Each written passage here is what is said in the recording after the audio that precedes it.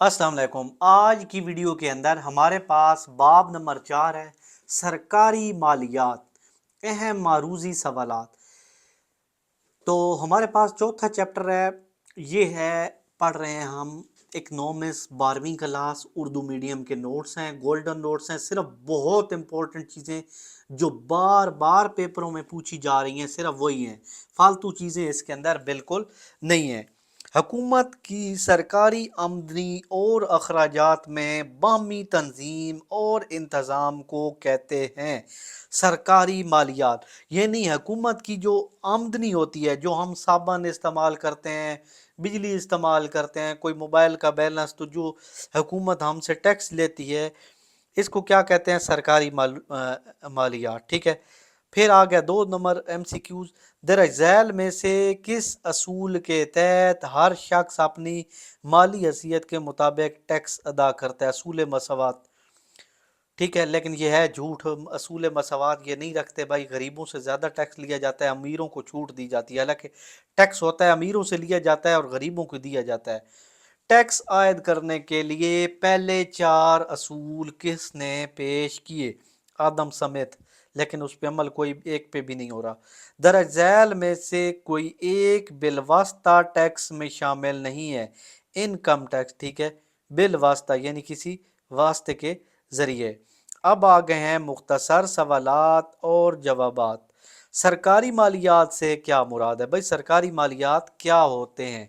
सरकारी मालियात हुकूमत की पॉलिसी है जिसका ताल्लुक इन फैसलों से होता है जिसके तहत टैक्स और महसूल आयद हो करने, सरकारी अखराजात अमल में लाने, सरकारी कर्जे हासिल करने और इनके मुतल्लिक कंट्रोल या इंतज़ाम या इक़दामात किए जाते हैं।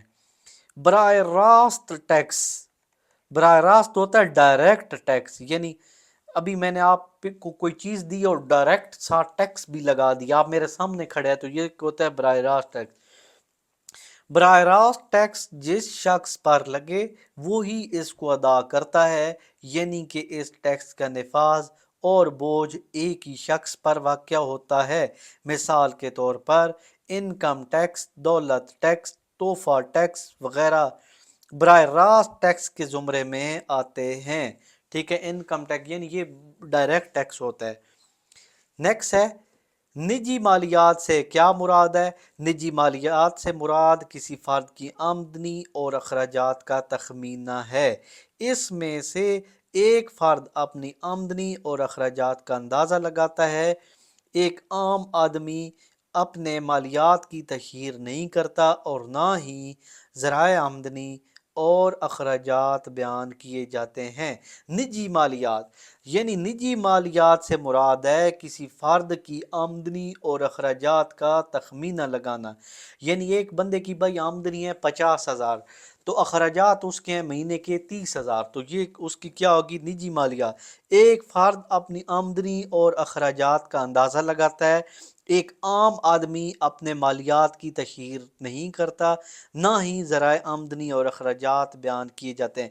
यानी कोई भी आपका अब्बा है, मेरा अब्बा है, या कोई भी है, तो हम तो किसी को नहीं ना बताते कि भाई 50,000 रुपये मेरा आमदन है, 30,000 मेरी लगी हैं, इतने बचत हैं, इधर मैंने ये ख़रीदा है वो ख़रीदा है।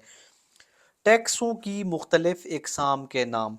टैक्सों की 2 अहम अकसाम है, बिला वास्ता टैक्स यानी बग़ैर किसी वास्ते के, और बिल वास्ता यानी बिला वास्ता होता है डायरेक्ट टैक्स, यानी आपने ज़मीन खरीदी है, हुकूमत ने डायरेक्ट उस पर 25,000 टैक्स लगा दी है। बिल वास्ता यानी आपने साबन खरीदा है, हुकूमत ने उस पर टैक्स लगाया, वो आप पे नहीं लगाया, लेकिन पहले ही फैक्ट्री वाले पे लगा दिया, फैक्ट्री वाला आपसे ले लेता है। बिल वास्ता टैक्स की तारीफ। ठीक है, बिल वास्ता टैक्स क्या होता है? बिल वास्ता टैक्स से मुराद जिसका वजन किसी दूसरे शख्स पर मुंतकिल किया जा सके, मसलन सेल्स टैक्स और एक्साइज ड्यूटी बिल वास्ता टैक्स हैं। देखो, बिल वास्ता टैक्स की इकसाम के आप लोग क्या करते हो, साबन खरीदते हो या ये बैलेंस करवाते हो, तो हुकूमत क्या करती है? कंपनी पे टैक्स लगाती है, कंपनी फिर हम पे लगा देती है। इस नौइयत का टैक्स लगता हो पैराकारों पर है और वो इनका वजन सारिफ पर मुंतकिल कर देते। देखो, सारिफ कौन है? हम। حکومت جہیز پہ ٹیکس لگاتی ہے، جہیز ہم پہ لگا دیتا ہے۔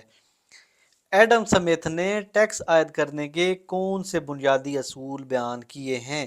ایڈم سمتھ نے ٹیکس عائد کرنے کے درج ذیل اصول بیان کیے ہیں: اصول مساوات، اصول تیکن، اصول سہولت اور اصول کفایت۔